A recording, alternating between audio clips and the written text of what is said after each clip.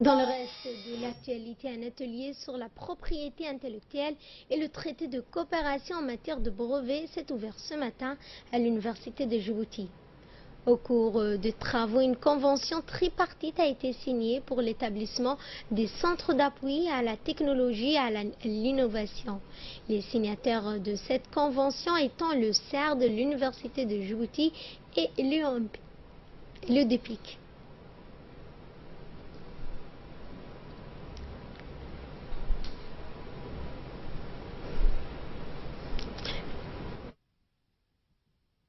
Écoutez un extrait donc du président de l'université de Djibouti.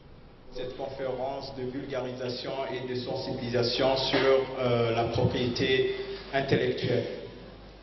Comme le disait la demoiselle, Djibouti est le 150e État qui a adhéré à cette organisation et je pense que c'est très important qu'on puisse vulgariser au sein de notre pays qu'est-ce que c'est la propriété intellectuelle, comment la protéger légalement, mais aussi comment bénéficier des ressources qui sont offertes par cette organisation. Aujourd'hui, on se félicite à nouveau pour cette nouvelle étape qui est accomplie, notamment dans la création de ce centre d'appui à la technologie et à l'innovation, par la mise en place de bases de données au niveau de l'université de Djibouti et du CERD, permettant donc d'avoir accès libre et avec la gracieuse offre de l'OMPI aux brevets internationaux ainsi qu'aux publications scientifiques internationales dans des revues qui sont cotées internationalement de rang A. Pour sa part, le vice-directeur général secteur des brevets et des technologies de l'Organisation mondiale de la propriété intellectuelle, OMP, M. John Sondage, a exprimé ses sincères remerciements aux ministres pour leur présence, ce qui a attesté clairement, selon lui, l'engagement du gouvernement djiboutien à protéger la propriété intellectuelle et selon son rôle dans le développement du pays.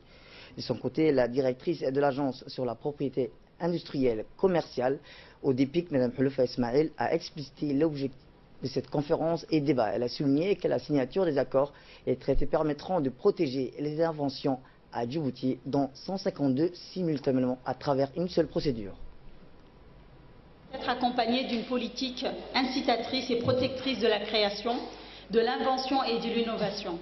Le PCT est le centre d'appui à la technologie et à l'innovation, dont nous aurons l'occasion de signer une convention tripartite entre nos trois institutions, donc l'ODEPIC qui serait le centre référent, le CERD et l'université de Djibouti. Le ministre délégué auprès du ministre de l'économie et des finances et chargé du commerce, M. Hassan Ahmed Ibrahim, a souligné que cet événement s'inscrit dans le cadre d'une série d'actions visant à valoriser donc les nouvelles technologies et l'innovation en République de Djibouti. Voici ses propos.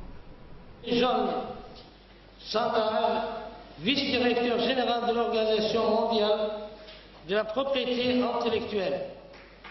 Merci. Il a visité notre pays dans un autre cadre professionnel.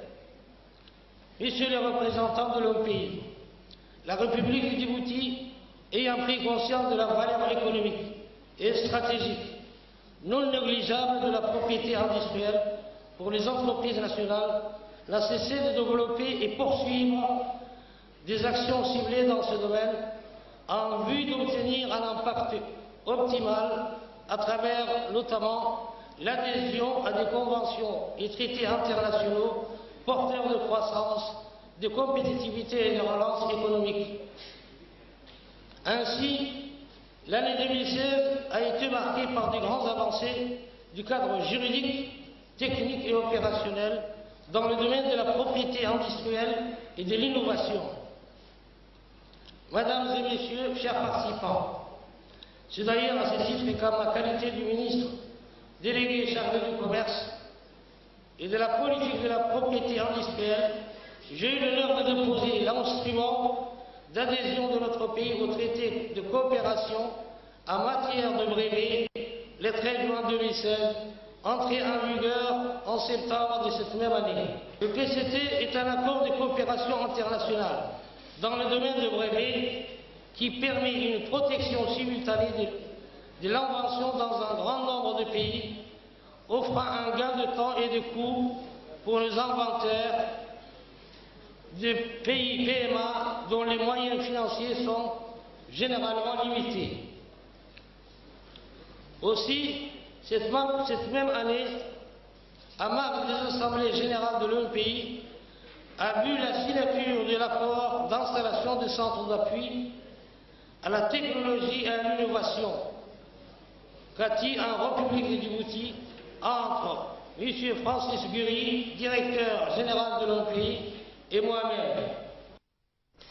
Enfin, le ministre de l'Enseignement supérieur et de la Recherche, le Dr Nabil Mohamed Ahmed, a tenu tout d'abord à souhaiter la bienvenue dans notre pays à M. John Sondage, le vice-directeur général de l'Organisation mondiale de la propriété intellectuelle chargé du secteur des brevets et de la technologie. Il a tenu à le remercier pour l'intérêt que témoigne l'OMPIC de Djibouti en cherchant à le doter des moyens lui permettant de protéger la propriété intellectuelle. 1% de la production internationale. Vous savez combien l'Afrique, pour 1 million d'habitants, produit des scientifiques? 79 scientifiques, alors qu'un pays comme le Brésil en produit 656. Les États-Unis en produisent 4500 scientifiques pour 1 million d'habitants. Vous me direz, mais nous ne sommes pas les États-Unis, nous ne sommes pas le Brésil. Je vous expliquerai pourquoi, même si nous ne sommes pas les États-Unis, même si nous ne sommes pas le Brésil, pourquoi l'importance de l'innovation, pourquoi l'importance de la production, pourquoi l'importance de la créativité contribue à la richesse d'un pays. Donc cette faiblesse, cette contrainte qui se présente pour l'Afrique fait que nous perdons un énorme potentiel financier que nous pouvons obtenir par la recherche, par les produits que nous utilisons, par la mise en valeur de nos ressources. L'Afrique regorge de matières premières. Nous ne faisons qu'exporter cette matière première. Il y a quelque temps, Chirac, le président de la République française, disait qu'on achète un sac de café à l'Afrique pour moins de 2 € et on vend une petite tasse de café qui fait, je ne sais pas moi, à peine quelques millilitres, à plus de 2 €. Parce que nous ne savons pas valoriser nos ressources premières. Alors il est important aujourd'hui pour nous de construire dans notre pays, de mettre en place une formation en médecine, une formation en ingénierie, une formation de techniciens, une formation des gens qui sont capables de donner une plus-value. Alors s'il y a dans cette salle des gens qui travaillent dans le social, je pense que dans nos pays, et plus particulièrement dans les pays en voie de développement, nous devons constituer un groupe de chercheurs qui soit non seulement constitué de scientifiques, mais également des gens capables de comprendre le besoin des communautés, capables de comprendre leurs coutumes, pour que nous puissions, à ce niveau-là, également innover et répondre à des besoins, parce que l'Afrique aujourd'hui est en train